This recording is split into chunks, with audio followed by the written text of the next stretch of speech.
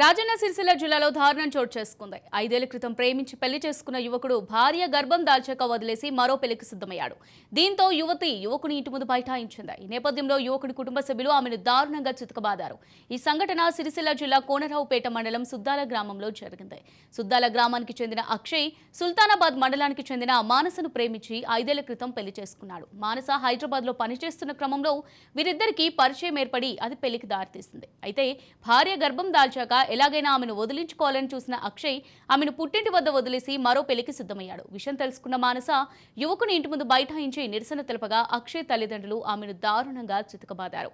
విషయం తెలుసుకున్న కోనరావుపేట పోలీసులు ఘటనా స్థలానికి చేరుకొని పరిస్థితిని అదుపులోకి తీసుకొచ్చారు. కేసు నమోదు చేసి దర్యాప్తు చేపట్టారు.